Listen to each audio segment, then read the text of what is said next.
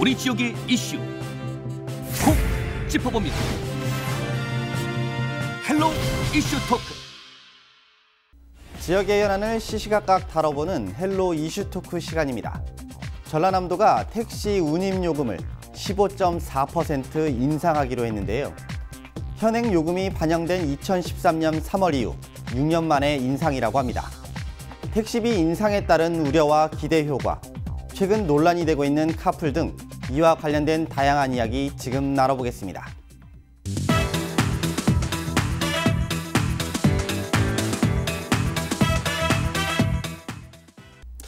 네, 의원님 4월부터 전라남도 택시 요금이 인상이 된다고 하는데요. 일단 자세히 좀 설명 좀 해주시죠. 네, 우선 택시 요금 인상을 고려할 때는 공익성과 수익성을 우선적으로 검토를 해봐야 될 것 같고요. 요금 인상이 합법할지에 대해서는 한번 꼼꼼하게 살펴볼 필요가 있습니다. 과연 맞는 것인지. 중요한 얘기죠. 그런 내용들이 정리가 되고 나고 볼 때 더 큰 틀로 보면 전국에서 서울에서 두 번째로 전남이 택시 업계가 많습니다. 많은데 10대 미만의 택시 업계가 70% 이상을 넘습니다. 굉장히 경영난에 시달리는 업계죠. 영세한 업체들입니다.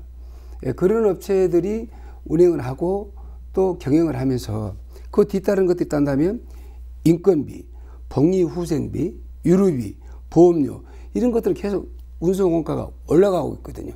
그에 반해서 택시업체는 그런 내용들을 싹 하다 보면 경영난에는 시달릴 수밖에 없다. 그래서 이번 택시요금 인상에 대해서는 아주 적절한 것 같다라고 생각하고 있습니다. 변호사님 좀 어떻게 바라보시나요? 그러니까 이제 지금 이게 6년 만에 요금을 올렸다는 거고요. 네. 서울이 5년 5개월 만에 올렸어요. 그거 보고 얼마 있다가 좀 따라 올리는 건데 이번에 뭐 인상률이 좀 높기는 합니다만 6년간 안 올린 것 치고는 사실 이제 일반적인 물가 상승률에 비해서 그렇게 높은 편은 아니다. 뭐 그렇게 생각이 좀 들기는 해요. 근데 이제 어쨌든 서민들의 입장에서 굉장히 크게 부담이 자꾸 이제 생활비 부담들이 좀 커질 수밖에 없는 거고요. 그래서 여러 가지 것들을 좀 봐야 될 텐데 문제는 근본적으로 이 대중교통의 한 축으로서의 이 택시라고 하는 시스템을 이대로 유지하는 게 맞느냐 대한민국에 라고 하는 부분에 대한 좀 깊이 있는 연구 이런 게 필요할 것 같고요. 이제 뭐 그런 것들을 지금부터 꾸준히 연구하고 준비를 해 들어가야 되는 것이고 개별의 택시 요금 인상은 뭐 어느 정도는 좀 불가피한 면이 있다고 생각을 합니다. 아니 그렇다면 이번 조정을 통해서 좀 우리가 기대할 수 있는 것들이 좀 있을까요? 그러니까요. 이제 택시 요금이 올라가면 택시 수입이 늘어나겠지요. 근데 그게 택시 수입이 늘어나면 택시 회사도 경영학 가로부터 벗어나고 택시 기사들도 좀 수익이 올라가고 그래서 택시 기사도 좀 더 친절해지고 지금과 같은 우리가 갖고 있는 택시에 대한 많은 불만들이 좀 해소되기를 우리는 바라는데 과거의 경험에 의하면 전혀 그렇지가 않단 말이죠. 그래서 또 쟤들 배나 불려주고 만다라는 그런 인식들을 시민들은 하기 마련이고 뭐 그에 대한 특별한 어떤 강제할 수 있는 방법을 그런 수단을 현재 갖고 있지도 않은 것 같고 그래서 그냥 좀 안타깝습니다. 여러 가지 좀 문제를 해결하지 못하고 자꾸만 끌려가고 있는 것 같아서 안타깝습니다. 좀 어떻게 바라보시나요? 네, 아마 이번 인상 효과로 보면 소비자들은 질 높은 서비스를 반드시 요구할 겁니다. 첫째도 서비스, 두째도 서비스, 셋째도 서비스. 그런 질 높은 서비스를 요구하는 과정에 크게 보면 승객이 안전함을 유지하는 안전 서비스를 요구할 겁니다. 편안하게 갈 수 있는 편안한 서비스. 그런 것들이 택시를 이용한 소비자들의 입장을 충분히 감안해야 된다는 것이 저희들의 입장이기도 하고요. 그 다음에 이런 것들이 말로 통하고 가는 시대가 아니고 지금 개선하고 또 요구한 것을 받아들여서 서로가 좋은 방법을 찾아서 가는 것이 이것이 한 사회의 모습이다 그렇게 보고 있습니다. 그래서 이번 이런 기회를 통해서 인상 효과에 대한 부분 인상만 했다라고만 할 것이 아니고 실질적으로 서비스 개선을 하는데 우리 모두가 함께 동참하는 그런 계기가 돼서 모든 사회가 하나가 돼서 아름다운 교통문화 정착을 이루는 그런 계기가 됐으면 좋겠습니다. 진짜 말 그대로 앞서서 이제 많은 우려점들이 분명히 있습니다. 진짜 말 그대로 요금만 올리고, 그러니까 흔히 말하는 택시업계만 배불리는 거 아니냐. 이런 이제 우려의 목소리도 사실은 있는데, 이런 것들을 우리가 제도적으로나 법적으로 이렇게 제재할 수 있는 방법은 또 없단 말이에요. 그렇습니다. 이런 부분들 저희가 좀 이렇게 도입하거나 할 계획은 없으신가요? 그게 사회의 문제이기도 하죠. 네, 질 높은 서비스를 요구하고 그다음에 필요한 업계 내용들도 제재를 가할 수 있는 방법들을 이제는 연구하고 준비할 때가 됐다라고 봅니다. 시기적으로 보면 과거에는 저희들이 그런 내용에 대해 지적만 하고 또 필요할 때 요구만 했을 뿐이었지 정착하는 제도를 연구하고 검토한 데에는 사실은 저희들이 많이 미숙했습니다. 그래서 방금 사회자님이 말씀하신 대로 그러한 부분들을 저희들이 도입하고 연구 좀 해서 참으로 이번에는 편리하고 그리고 모든 승객들이 안전을 요하고 그리고 승객도 종사자도 대표도 함께 생각을 같이 하는 그런 제도를 꼭 이번 기회를 통해서 마련해야 되겠다는 생각을 갖고 있습니다. 변호사님 좀 어떻게 바라보시나요? 서울 시내를 가보면요. 버스 뒤편에는 그런 게 없는데 택시 뒤에는 다 운전기사 모집이라고 하는 스티커를 붙이고 다녀요. 과거에는 맨날 버스에만 붙였는데 그때는 택시에는 안 붙이고 지금은 바뀌었단 말이죠. 버스가 준공연제가 도입이 되면서 버스 기사들의 처우가 어느 정도 확보가 됐어요. 그래서 사람들이 쉽게 이직을 안 해요. 거기에 비해서 택시 기사들은 특히나 회사 택시들, 법인 택시 기사들은 굉장히 처우가 열악합니다. 그러니까 자꾸 이직이 생기죠. 이렇게 근로조건이 이제 나쁘다 보니까 그들한테서 좋은 서비스를 기대하기 어려울 거예요, 사실은. 그 카카오 택시 같은 경우 도입됐을 때도 그랬잖아요. 서울 시내 다녀보면 전부 예약을 끌고 다녀요. 그래서 어디서 장거리 들어오면 태우고 그렇지 않으면 사람들은 안 태웁니다. 빈 택시임이 분명해도 안 태워요. 그러면 택시를 이용하는 승객들의 입장에서는 굉장히 불편하고 불쾌한 것이거든요. 이제 이런 현상들이 있어서 이제 택시 요금이 인상될 때 시민들은 그런 것들의 개선을 요구할 거예요. 바라고. 근데 제가 이제 서울의 과천에 살았는데요. 과천은 서울 이제 서초동하고 가까워요. 그래서 서초동에서 이제 택시를 타려면 과천 잘 안 가. 시계를 벗어난다고. 2013년 10월 달에 서울 택시 요금이 2,400원, 3,000원으로 올랐어요. 그거 오르고 나서 서비스 개선을 요구하는 목소리도 되게 많았고, 잠깐 한 2달 잘 가더라고요. 2달. 그러고 나서 마찬가지고. 이번에 사실은 이 전남에서의 요금 인상의 효과, 서비스 개선으로 이어질지는 많은 사람들이 바람은 갖겠지만 실제로는 그렇게 되지 않을 가능성이 매우 높다. 이런 생각에서 이게 이제 계속 정책이 버스 요금의 인상 정책이라고 하는 건 버스를 이용하는 승객들의 만족도를 강화하는 방향으로도 작용을 해야 되는 건데 그거는 없이 계속 이제 이렇게만 가고 있는 거예요. 또 그렇다고 해서 안 올릴 수도 없는 거고. 이런 것들이 그 정책 자체의 불신을 초래하는 면이기도 하고 택시에 대해서 근본적인 생각을 좀 다시 해봐야 되는 게 아닌가라는 생각들을 하게 되는 계기이기도 하고 그렇습니다. 그 문제를 저희들이 조금 더 짚어보면요. 지금까지는 모든 문제를 택시 회사와 종사자에게 요구만 했지 사회가 대안을 준 적은 사실이 없었습니다. 많은 걸 요구를 해봤자 또 돌아온 건 빈손이었죠. 그래서 저는 방금 변호사님 말씀처럼 그러한 것들이 한 단계 더 발전시키기 위해서는 사회도 동참하자. 이제는 사회가 구경만 하고 요구할 것이 아니고 사회가 동참해서 대안도 제시하고 개선도 요구하고 그 필요하면 그 필요한 데 따르는 법률도 개정할 수 있도록 서로 책상에 올려놓고 열띤 토론도 하고 이러면서 개선해야지. 그것이 올바른 사회로 가는 것이지 않냐. 그리고 택시 정책이 맞는 것이지 않냐. 그렇게 보고 있습니다. 네, 뭐 그렇다면 지금 앞서서 또 얘기해 주셨던 것들이 보면 이제 카카오 택시 얘기도 하셨고 또 카풀 앱이라는 것도 또 등장을 했단 말이에요. 근데 사실 이용자 입장에서는 서비스 측면이 좋단 말이에요. 근데 택시 업계에서는 또 반발을 하고 있어요. 이 부분들을 좀 저희가 어떻게 좀 개선해 나가야 될 것 같으신지 좀 생각이 있으실 것 같은데. 그러니까 이제 카풀 앱. 네. 뭐 이건 이제 카카오 택시하고는 다른 거잖아요. 그쵸. 그러니까 이건 공유 경제, 공유 자동차를 공유하는 시스템이에요.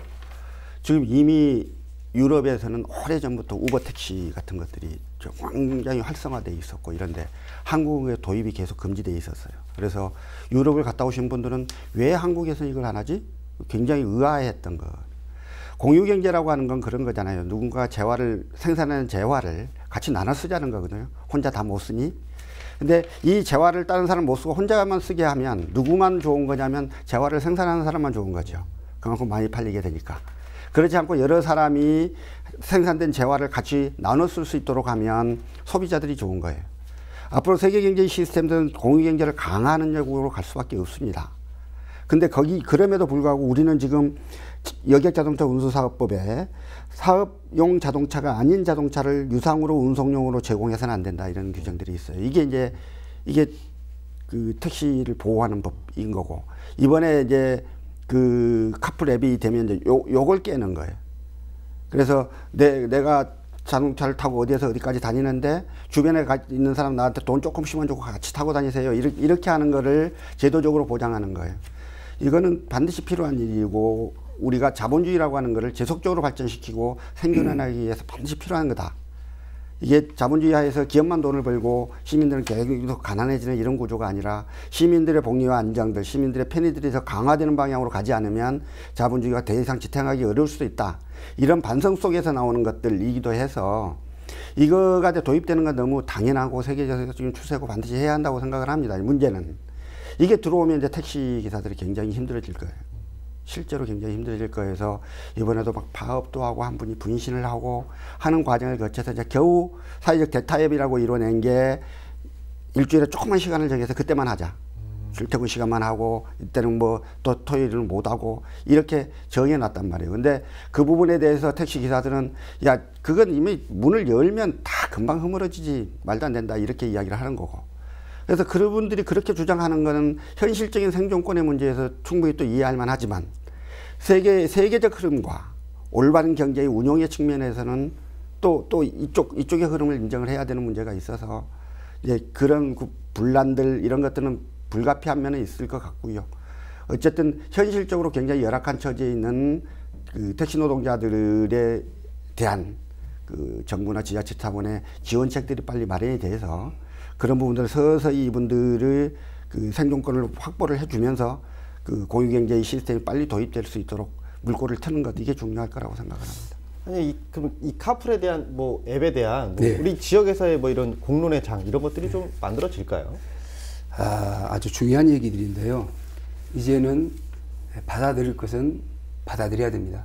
그동안에 기존 업체에서 갖고 있는 생각들 많은 반발도 있었죠. 그리고 이에 대해서 작년 10월, 12월 때는 참 기억하고 싶은 마음은 없습니다만 자살 기도까지 했었었고 파업은 물론이고냐 여러 가지의 그 고통을 따르면서 모처럼 택시 업계와 카카오 간에 카카오톡 택시 간에 모처럼 사회적 대타협을 이뤘습니다. 참 지켜볼 만한 일이죠. 그런데 방금 이제 더 중요한 것은 그 사이에서 서로가 룰을 정했습니다. 이제 어떤 문제점도 있었을 것이고 또 필요한 목소리도 냈을 것이고 여러 가지 내용이 있었었는데 그 룰을 어떻게 지킬 것인가 성공 여부는 그거에 달려있거든요. 근데 아직 그 룰을 지키는 데 있어서 룰을 지키지 않는 쪽에 페널티를 주는 것까지는 아직까지는 검토가 되어 있지 않습니다. 그래서 이런 부분들은 중장기적으로 운행하고 또 진행하면서 당국도 업계도 종사자도 소비자도 빨리 나쁜 점들을 발견해서 빨리 그거부터 우선적으로 시정을 하고 좋은 점보다는 나쁜 점들이 발견된 게 더 많이 있을 것입니다. 그런 것을 시정하고 개선하고 그렇게 되면 그동안 우리가 몰랐던 부분들이 서로 덮어지면서 하나하나 개선되지 않겠느냐. 그러면 또 양자 간의 경쟁력도 높아지고 그러면서 순수한 소비자들은 질 높은 서비스를 또 받을 수도 있는 것이고요. 여러 가지 좋은 점도 있을 것 같습니다. 그래서 우선 단점만 보고 지적할 것이 아니고 크게 보고 아직은 시작 단계이지만 천천히 진행하는 속도를 봐가면서 거기에서 장점과 단점을 찾아서 서로 보완하고 시정하고 수정하게 되면 앞으로 이거 정착된 단계가 되지 않겠느냐 그렇게 보고 있습니다. 아니 그렇다면 또 이런 것들이 어떻게 보면 이렇게 요금 인상에 어떻게 보면 조금이라도 좀 영향을 좀 미쳤다라고 보는 경향들도 있는데요. 네. 어떻게 좀 보시나요, 이 부분은? 요금 인상에 그 영향을 미쳤다고 볼 수도 있죠. 그러나 이제 해보지 않는 일들을 지금 저희들이 시행하고 있는 거 아닙니까? 그 속에서 양자 간의 대타협을 이뤘던 것이에요. 그리고 가면서 이거 높다고 보면 다시 낮출 수도 있고 낮다가 보면 다시 올릴 수도 있고, 그러나 해보지 않는 것들이었기 때문에 하면서 정리하자. 그리고 먼저 목소리를 먼저 내지 말고 먼저 대안을 먼저 제시를 하자. 그리고 시정 방법이 뭔지 시정 방법을 찾자. 그렇게 되면 서로 간에 요구하고 있는 것들이 의견이 좁혀질 거 아니야. 그래서 그때 또 보완하고 또 잘못됐으면 시정하고, 그러면 업계 간에 서로 화합하고 다툼이 없이 그렇게 가면 얼마나 좋겠느냐. 아마 그런 것을 사회가 요구하고 있기 때문에 아마 그런 식으로 진행이 되지 않냐, 그렇게 보고 있습니다. 네, 변호사님 좀 어떻게 보시나요? 예. 분명히 이제 이번 요금 인상, 택시 요금 인상의 명분은 됐을 거예요. 다 이제 카풀앱도 나오는데, 그렇죠. 우리가 앞으로 더 힘들어질 텐데 명분은 됐을 거고요. 근데 이제 일단 저는 카풀앱 이 공유 자동차의 시스템이 도입이 됐다라고 하는 거가 갖는 이 엄청나게 유의미한 이런 변화에 좀 주목을 하고 싶고요. 물론 당장 전남은 큰 영향은 없을 거예요. 그런 건 주로 그 집중된 도시 지역에서 먼저 운영이 될 것이기 때문에. 근데 어쨌든 이 문제를 둘러싸고 택시와 그다음에 세계적인 흐름을 강조하는 그 카풀 앱 업자들 사이에 굉장히 갈등과 이런 것들이 있는데, 정부가 나서서 이 문제를 해결을 한 거잖아요. 참하게 부딪혀 있는 이 쟁점의 한중앙에 정부가 들어서서 니도 이야기해보고 너도 이야기해보고 다 이야기해서 서로 설득하고 서로 이해하고 양보하는 과정을 계속 거쳐오면서 지난한 과정을 거쳐서 이걸 했어요. 과거 우리가 잘 기억하는 게 현대자동차 파업이 발생했을 때 당시 종로 국회의원이던 노무현 당시 국회의원이 현장에 가서 양쪽의 입장들을 다 듣고 조율을 하고 해서 파업을 중단시켰던 사례들이 있었습니다. 정치가 있어야 할 지점이 바로 거기인 것이고, 이번에 이 사회적 대타협 시스템은 그런 측면에서 우리 사회의 정치가 어떠해야 되는지, 행정이 어떠해야 되는지를 보여주는 하나의 시금석으로서 굉장히 의미 있는 거라고 생각을 해요. 그러나 이제 여전히 문제죠.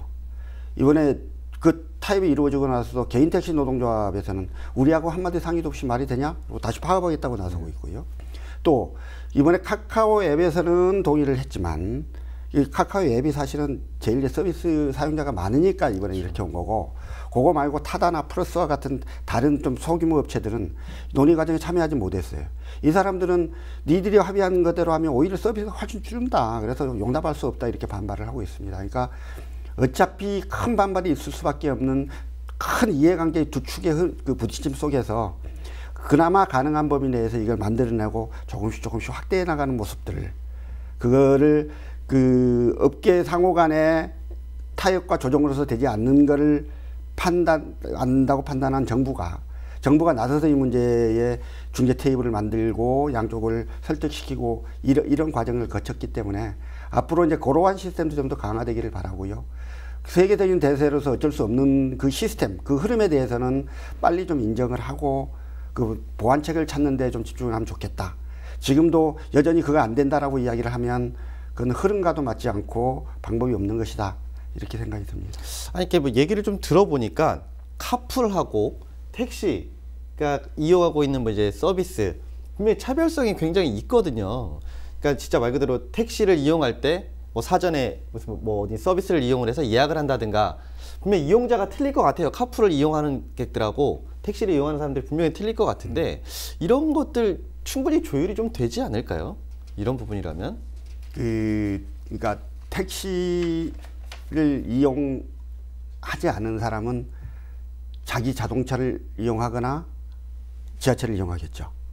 근데 택시보다는 자동차나 버스나 이런 것들은 걸어서 이동하는 거리들이 상당히 좀 또 환승의 시간도 필요할 수밖에 없고, 이런 거를 우리 동네에서 뭐 일산에서 강남까지 가는 매일 출퇴근하는 사람들 누가 있는가 봐서 같이 차를 타고 다니면 훨씬 편리할 것이란 말이죠.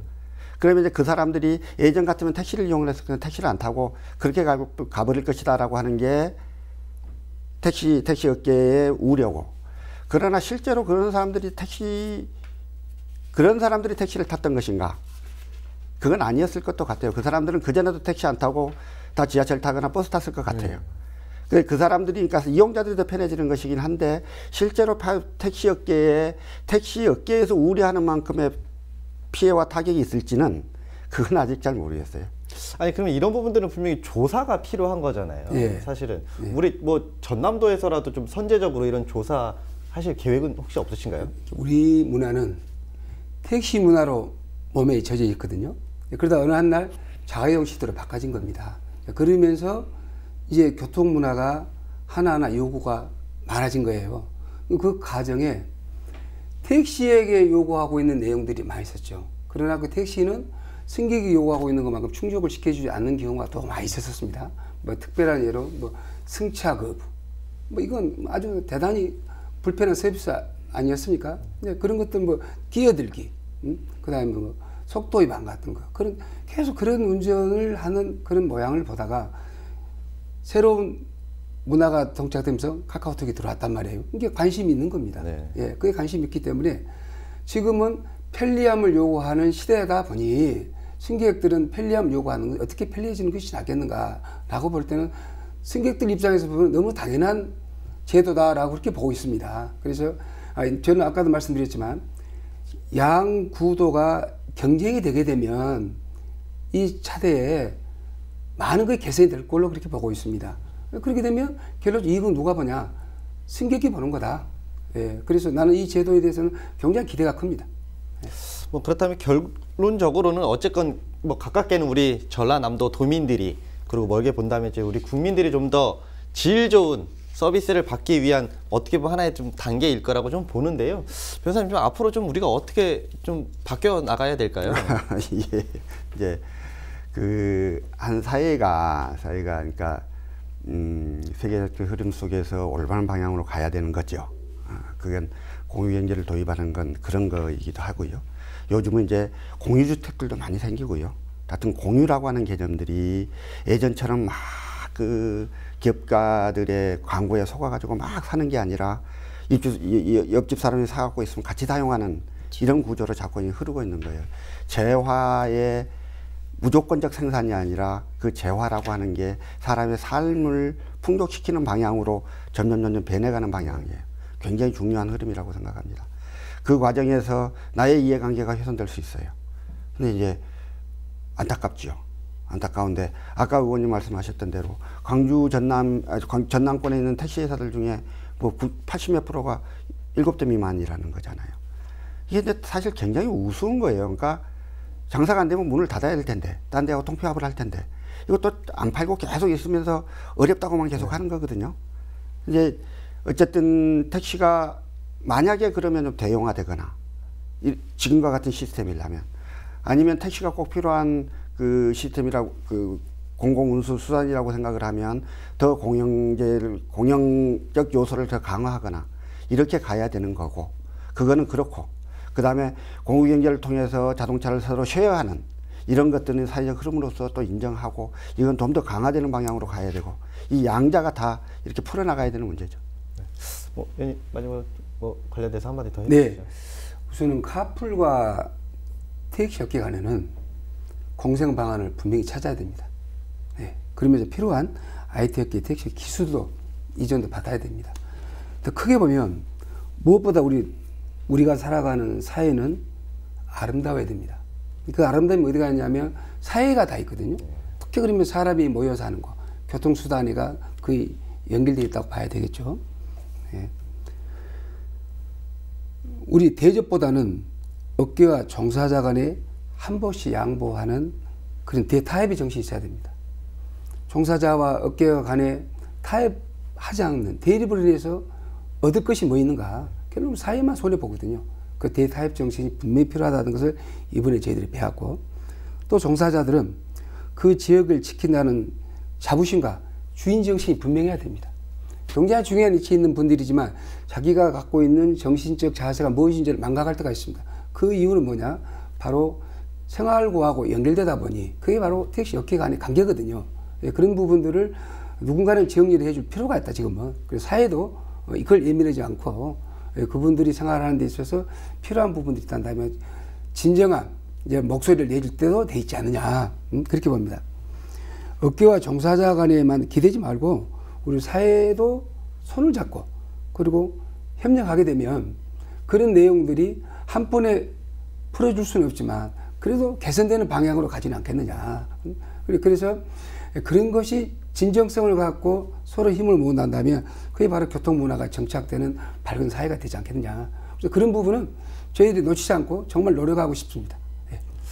네, 분명히 뭐 다양한 의견들이 또 오가야 될 거고요. 분명히 그 안에서 분명히 좋은 의견들이 개진될 거라고 좀 봅니다. 오늘 이야기 여기까지 좀 진행하도록 하겠습니다. 오늘 말씀 감사합니다. 네, 감사합니다. 전라남도의 택시 요금 인상은 지난 6년간 원가 상승 등 여러 가지 사안 등을 감안해서 이루어진 결정입니다. 운수 종사자의 처우 개선, 서비스 질 향상에 크게 기여되기를 바라는 바입니다. 지금까지 헬로 이슈토크였습니다.